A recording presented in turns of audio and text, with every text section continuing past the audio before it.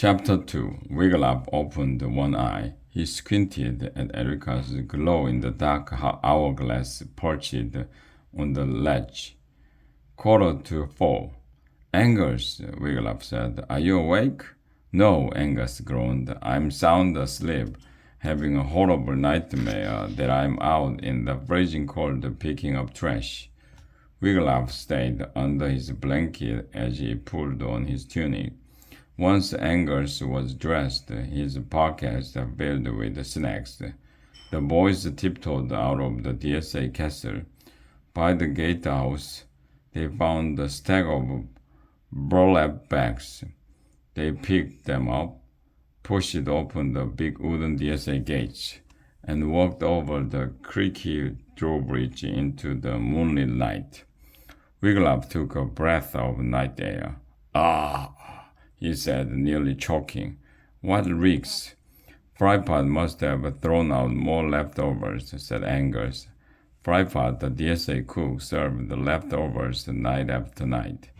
Only when a fried eel casserole or jellied eel surprise began to turn green and foam around the edges did he finally toss it out the kitchen window onto his garbage heap.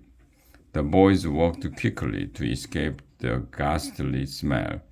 On and on they trudged. The sky was turning pink by the time they reached the swamp river. It was light enough for Wigglytuff to see that the river bank was littered with candle stubs, old boots, rusted armor parts, chicken bones, and too many empty mead bottles to count. "I need a rest," said Angus. "We haven't even started yet," said Wigglytuff. Angus sat on a rock and closed his eyes. Wigglytuff grabbed the bag.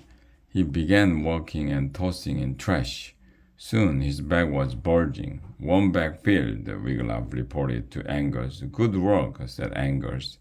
Wigglytuff sighed and started off in the other direction.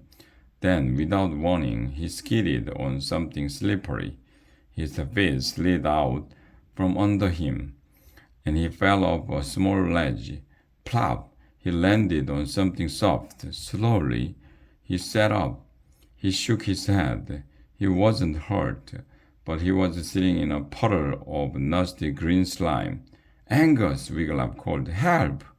Angus lumbered over. He peered down at Wigglytuff. "Get me out of here, Angus," said Wigglytuff. He held up a slimy green hand. Angus drew back. "Ooh, yuck!"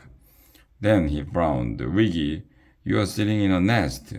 "I am?" Wigglytuff looked around. Yes, he was in a nest with a bits of eggshells in it, pink and purple eggshells. He remembered what Dr. Plug had said. Dragon eggs were pink or purple, and newly hatched peeplings were covered in green slime. Wigglytuff's eye widened. "I think I am sitting on a dragon's nest, Angus. And look, there's an unhatched dragon egg." Angus jumped down into the pit. He and Wigglytuff bent over the deep purple egg. It was the size of a small pumpkin. "A dragon egg," Angus stared at it. "Are you thinking what I'm thinking, Wiggy?" "Yes," said Wigglytuff. Angus grinned. Scrambled dragon egg." "No," cried Wigglytuff.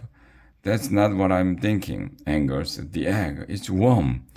This egg could still hatch into a little peepling." "I bet it's dead," said Angus, "or it would have hatched with the others. Anyway, you heard what Dr. Plug said. Dragon peeplings are really nasty. He said mama dragons teach their peeplings to peck and pinch and punch." Wigglytuff said. "Maybe they're born nice. We could find out. Let's take the egg back." "You've lost your mind," said Angus. "We can't leave it here to hatch," said Wigglytuff. "It's all alone, and think of it, Angus. We could raise a little pet peepling. Come on, Angus. Don't you like animals?" I love animals, said Angus, but animals don't like me. How can you say that? Asked Wigglytuff. "'Tis true," said Angus. "Your pet pig, Daisy, stays away from me." "Only when you say how much you love bacon," Wigglytuff said. "When I go to the henhouse," Angus said, "the hens run in fear." "Only when you start talking about drumsticks," said Wigglytuff. "My mother bought me a goldfish once," Angus said. "Every time I looked at him, he dove on the plant to hide." "You just haven't found the right pet yet," said Wigglytuff. "Maybe it's a peepling. Come on, Angus, help me take this egg back to DSA. Wigglytuff wrapped the burlap bags around the egg. Angus held another bag open and Wigglytuff slipped the wrapped up egg inside. Then the boys started back to school. "Yikes," said Angus. "Look, Uncle Mordred is on the drawbridge waiting for us." Wigglytuff gently lowered the bag with the egg inside. He began dragging it as if it was no more than a bag of trash. The boys stopped at the top of the small hill in front of the drawbridge. "Hello, Uncle," said Angus. "What, so few bags?" Mordred bellowed. "You lazy lads!" Suddenly, the bag with the egg inside wobbled and began rolling down the hill. Wigglytuff dove for it. "What's inside that bag, boy?" The usual, sir," said Wigglytuff. Mordred's violet eyes lit up. "You caught a swamp wog, didn't you, boys?" "Oh, I love a roasted swamp wog. You're trying to sneak it by me so you can have it all to yourselves." "No, sir," said Wigglytuff. I have never even seen a swamp wog." "Don't lie to me, boy," boomed Mordred. "Bring me the bag." Wigglytuff froze. "You can have this bag, Uncle." Angus picked up his bag by the wrong end. He swung it over his shoulder and all the trash flew out, spraying Mordred with chicken bones, old boots, and meat butters. "Oops, sorry, Uncle," called Angus. "Nephew!"